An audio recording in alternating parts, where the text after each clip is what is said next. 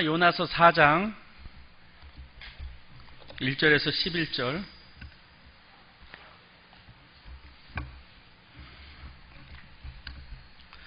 요나서 4장 1절에서 11절 한 절씩 교독하겠습니다. 1절 제가 읽습니다. 요나가 매우 싫어하고 성내며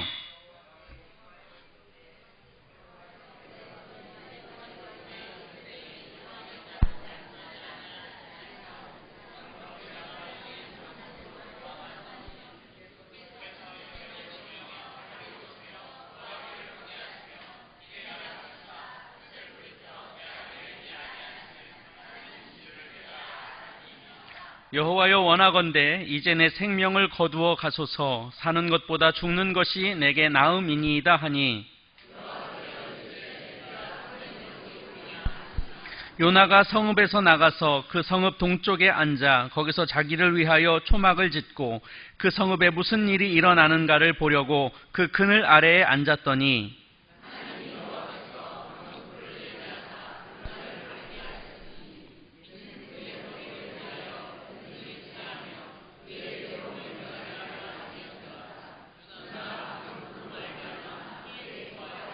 하나님이 벌레를 예비해사 이튿날 새벽에 그 박넝쿨을 갉아먹게 하심에 시드니라.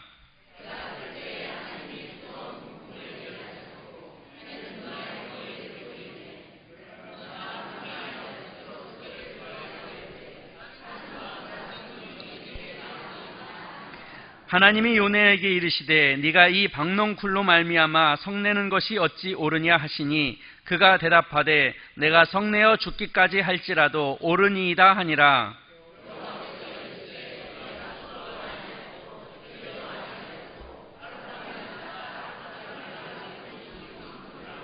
같이 읽습니다.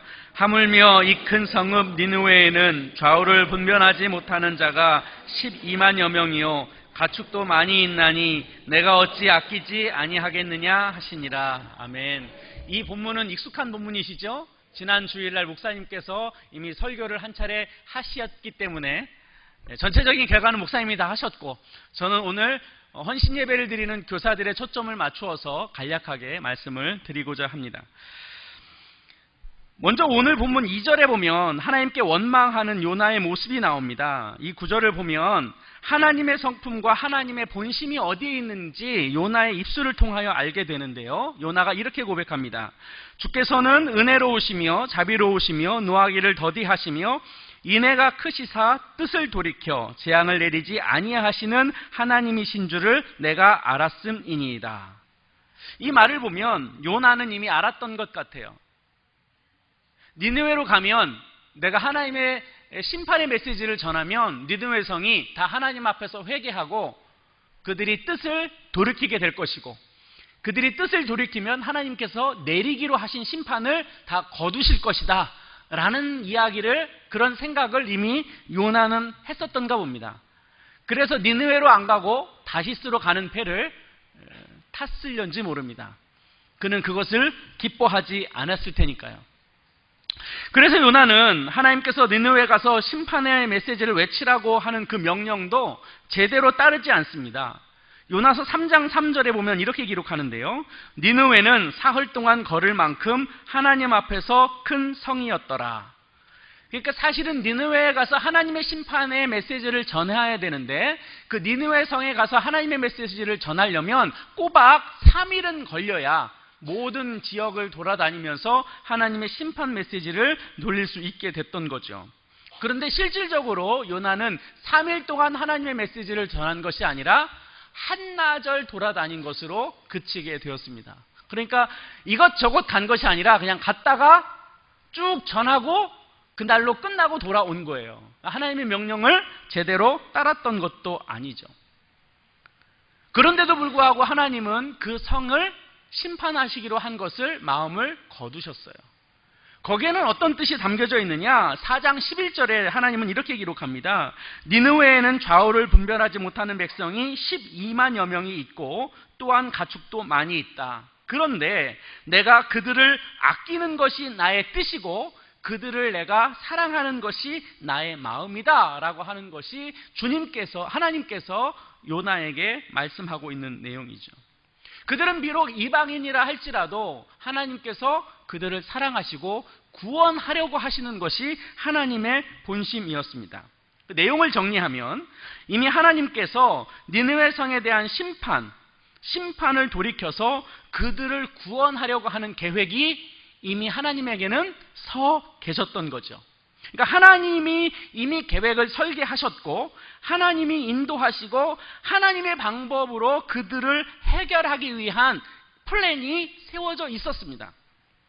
그런데 여기서 중요한 것 한 가지는요, 하나님의 계획과 하나님의 뜻과 하나님의 방향성은 이미 하나님이 가지고 계셨어요. 그런데 하나님은 그 일을 해결하시는 데 있어서 하나님께서 직접 개입하셔서 사역을 하실 수도 있으셨을 텐데 하나님은 그 방법을 선택하지 않으시고 하나님은 이 땅에 있는 당신의 사람들을 통하여 당신의 계획을 이루신다는 거예요. 세상에서 당신의 뜻을 펼치시고 당신의 일을 이루시는 데 있어서 사람을 통하여 당신의 뜻을 이루신다는 거죠. 그러니까 하나님의 말씀에 순종하고 하나님의 계획을 이루어가고 하나님의 마음을 알아 감당하는 사람들, 그 뜻에 순응하는 사람들, 그 뜻에 순종하는 사람들이 그 하나님의 일을 맡게 되고 그 사람들을 통하여 하나님은 섭리하시고 역사하신다는 거예요. 그러니까 하나님은 니느웨를 구원하기 위한 마음을 가지실 뿐만 아니라 그 일을 해결하기 위한 한 사람을 부르는데 누구를 불렀느냐면 요나를 불렀다는 거죠. 그럼 요나가 대단한 사람이었던가?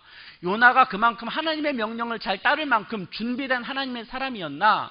물론 요나가 선지자인 것은 분명합니다. 그러나 우리가 알고 있는 이 요나서에 등장하는 요나의 모습은 우리가 알고 있는 선지자들의 모습과는 조금 다르죠. 보통 우리가 알고 있는 선지자는 이사야, 예레미야, 호세야, 미가, 아모스 이런 선지자들이 있어요. 이런 선지자들은요 대단하신 분들이에요. 이사야는요 벗은 몸과 벗은 발로 3년을 다닙니다. 하나님의 메시지를 선포하라고 해서. 예레미야는 하나님의 말씀을 선포할 뿐만 아니라 그들의 백성이 하나님을 거슬려서 애굽으로 다들 도망가는데 그렇게 도망가지 말라고 말리면서도 끝까지 이스라엘 백성을 사랑하기 때문에 애굽으로 같이 그 백성을 따라가요. 그러다가 거기서 순교를 당합니다. 뿐만 아니라 호세아는요 원래 선지자였기 때문에 창기랑 결혼하면 안 되는 거예요. 그런데 하나님께서 고멜이라는 여자와 결혼하라고 명령하셨어요. 그래서 자기는 마음이 아니었을지 몰라도 하나님께서 말씀하시니까 창기와 결혼을 해요. 우리가 알고 있는 선지자는 이런 분들이에요.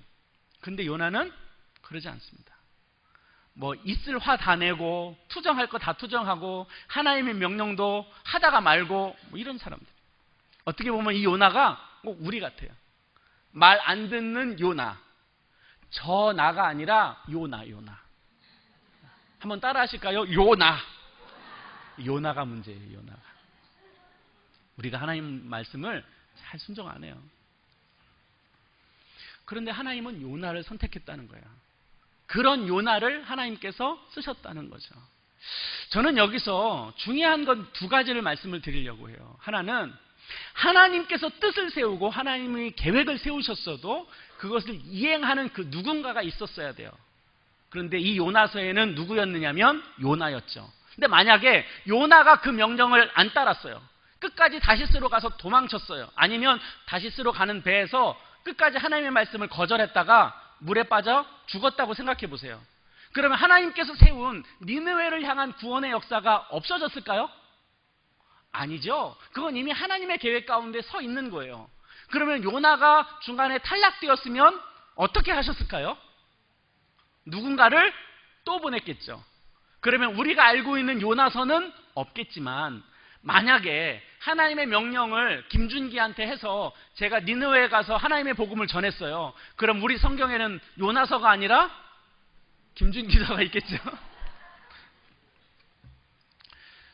뭘 말씀드리려고 하느냐면 하나님은 부족한 사람도 쓰시는 거예요. 그 뜻에 순종하는 사람이 그 역사의 주인공이 되는 거예요. 대단한 사람을 하나님께서 쓰시기도 하지만 때로는 천한 사람을 쓰심으로 인해서 볼품없는 사람들을 쓰시면서 하나님의 이름이 하나님 되도록 영광을 받으시는 분이 그분이에요.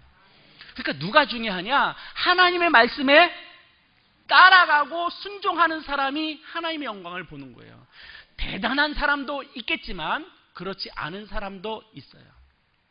또 하나는 하나님의 명령을 따라간 사람이 꼭 요나이지는 않습니다. 요나가 아니어도 괜찮습니다. 이미 하나님의 계획이 섰다면 그건 하나님이 뜻을 가지고 있고 그것을 반드시 이루시는 분이니까요. 그러면 요나가 아니어도 다른 누군가가 그 일을 하겠죠. 그러면 그 어느 누군가가 하나님 앞에 쓰임을 받는 거예요. 무슨 말이냐? 오늘 내가 하나님 앞에 헌신한다고 해서 그것이 나의 영광이 될 수 없는 거예요. 왜? 나는 하나님께서 필요에 따라서 세운 사람이에요. 내가 아니면 그 일을 또 다른 누군가를 통해서 그 일을 하게 하실 거거든요. 예수님께서 여리고성을 지나가서 예루살렘 성 안으로 들어가실 때 주변에 있는 백성들이 환호하고 하나님께 영광을 돌리니까 주변에 있는 바리새인들과 서기관들이 저 사람들 좀 잠잠하게 해주십시오 그렇게 요청하잖아요. 그러니까 예수님께서 뭐라고 말씀하세요? 저 사람들이 소리를 지르지 않으면 이 누워있는 돌들을 통하여도 하나님의 영광 받으실 거다 그렇게 말씀하시죠.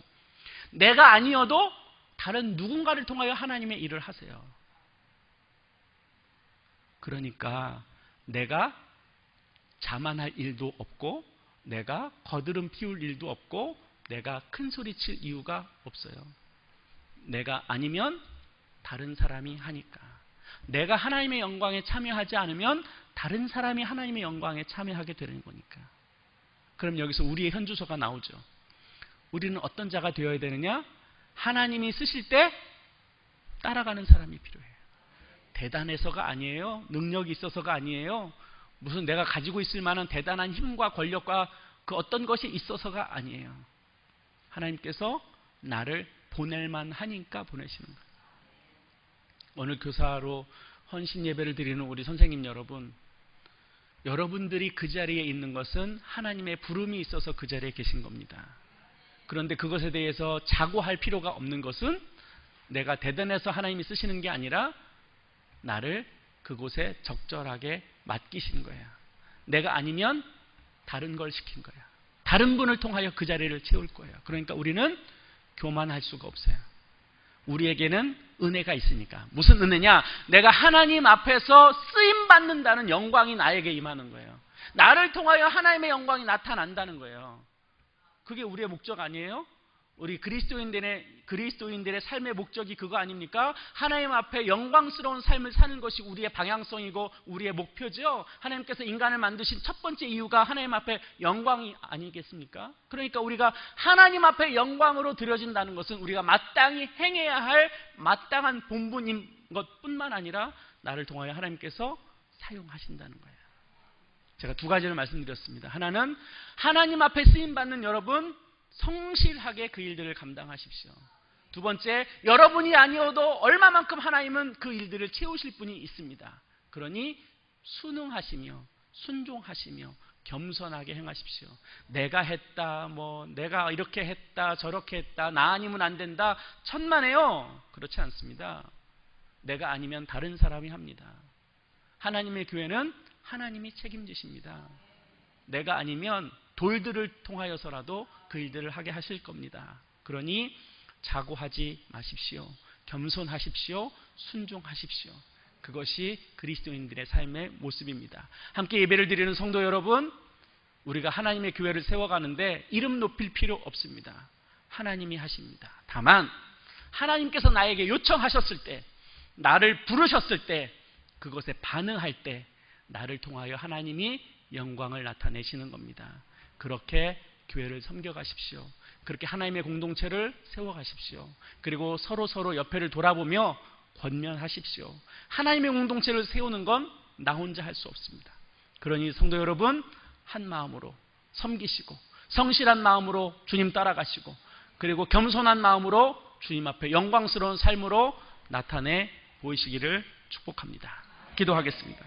사랑이신 아버지 하나님, 오늘 교사 헌신 예배로 하나님 앞에 나아갑니다.